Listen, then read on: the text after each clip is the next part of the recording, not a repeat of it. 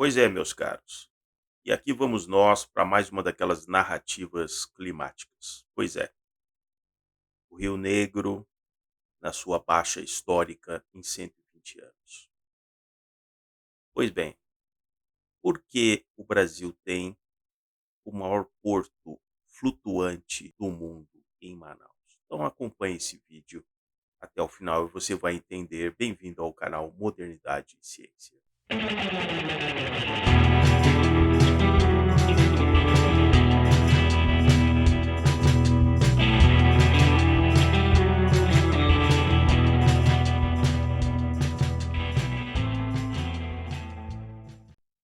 Pois bem, nas últimas semanas, o que nós encontramos aí pela grande mídia é toda aquela tragédia realmente se abate ali sobre a cidade de Manaus, com a baixa do Rio Negro, colocando barcos encalhados, toda aquela população ilhada, muitas vezes sem condição de sustento.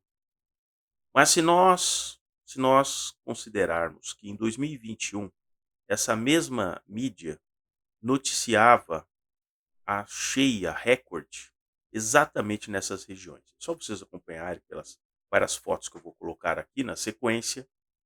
Então nós estamos alternando. 2 anos atrás, sobre o efeito do Laninha, nós tínhamos uma abundância de chuva na região norte e nordeste do Brasil, como é habitual quando tem um fenômeno do Laninha. O Laninha foi muito prolongado, de maneira que inclusive os reservatórios, todos eles se encheram. Aqueles que têm as hidrelétricas de reservatório.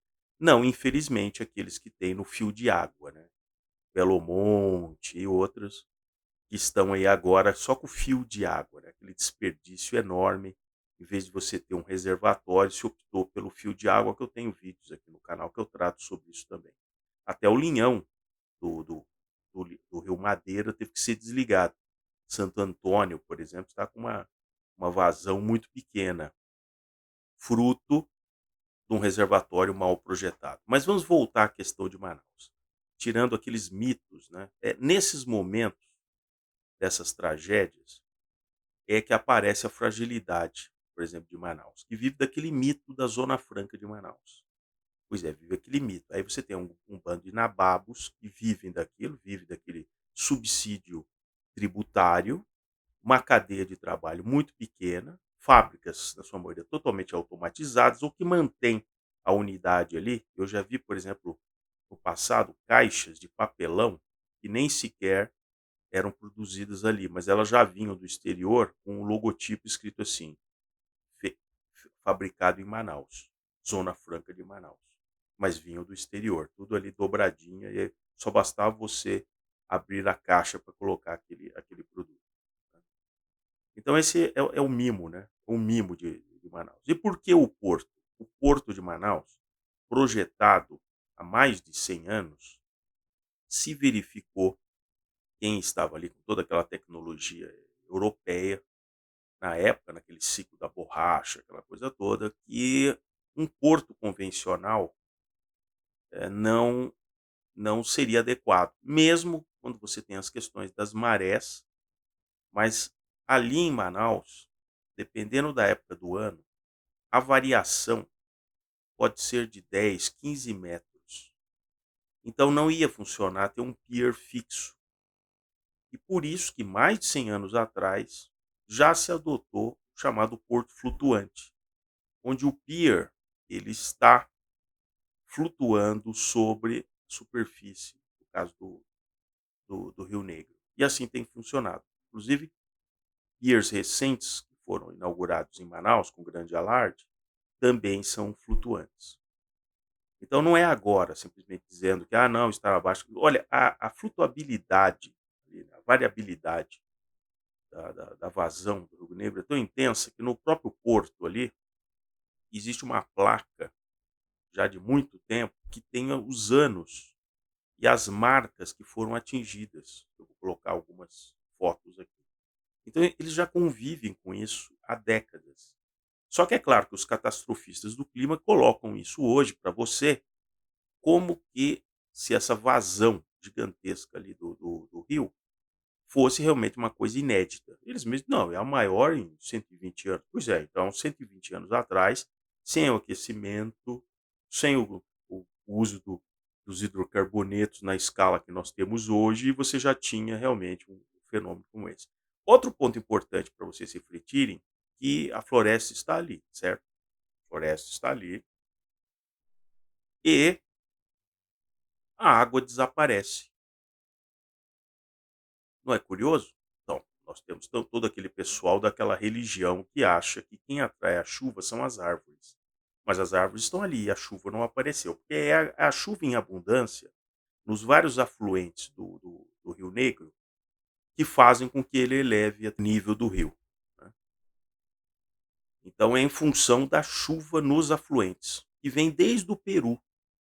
E como nós estamos no fenômeno do El Niño, essas formações de nuvem não convergem diretamente ali para se precipitarem. Então, por isso que nós temos muito mais chuva no sul do país, veja, é tudo muito mais chuva, do que realmente na região norte. Isso sempre aconteceu, né. Mas você hoje vai ver sempre aquelas matérias como se tentando te convencer que é inédito. Se você procurar, cheia no em Manaus, cheia no Rio Negro, 2021, você verá algumas das fotos que eu coloco aqui de regiões realmente com a cheia. Também se dizia, eles adoram colocar, é a maior cheia da história, tal. Aí eles vêm com aquele papo, né, eventos extremos. Não, meu filho, é simplesmente a variação. Nós estávamos sobre Laninha, um Laninha forte, consistente aí por pelo menos 3 anos, e aí trocamos por um El Niño. Não é um super El Niño, mas é um El Niño muito peculiar depois dessa sequência. Então é natural, é natural. E não são a combustão feita pela humanidade que muda o clima geral do planeta. Não, não é isso. Não, não é. Você pode verificar exatamente pela magnitude do fenômeno. Simplesmente o rio teve uma vazão, simplesmente porque não está chovendo lá nas cabeceiras desses rios, lá no Peru, simplesmente por uma questão do aquecimento do Pacífico, que não foi causado simplesmente pela queima dos combustíveis fósseis. Não é à toa que as empresas, grandes empresas sérias do setor petrolífero, simplesmente já perceberam que não vão entrar nessa balela. A ExxonMobil adquiriu semanas atrás por 60 bilhões de dólares uma outra petrolífera do Texas, especializado em shale oil, shale gas, e na semana que eu gravo esse vídeo, a Chevron anunciou a compra de outra empresa por 53 bilhões de dólares. Ou seja, essas empresas vão ampliar a produção de derivados, porque elas, fazendo as contas, já perceberam de que a nossa dependência do petróleo é muito maior do que os ativistas, aqueles cientistas, aquele pessoal que ganha para isso, aquele pessoal das ONGs e tal. Em setembro, por exemplo, desse ano, foi noticiado: olha, é o setembro mais quente da história e tal. E é interessante que os modelos matemáticos exatamente desse pessoal não detectaram que agora em 2023, no final do verão do hemisfério norte, seria o de maior temperatura. Não, mas eles se dão o direito de dizer que os modelos matemáticos dele têm uma precisão de que a temperatura do planeta pode se elevar até o final do século em 1,5 graus. Santa precisão Batman, diria o menino prodígio. Eles não conseguem prever as variações de temperatura no curto prazo, mas até o fim do século eles conseguem te convencer de que, olha, pode ser que a temperatura de todo o planeta se eleve entre 1,5 graus a 2,5 graus. Mas, quando há 10 anos atrás eles colocaram muitos desses modelos em funcionamento, e vem sendo reprogramados, porque faz 30 anos que eles só erram. Eles não previram que haveria esse pico de temperatura já em 2023. Vocês entendem, então, onde que eu quero dizer? Eles teriam que mostrar, se o modelo deles é tão robusto, que a gente diz, ele teria que mostrar a cada 5 anos em que patamar de temperatura nós estaremos.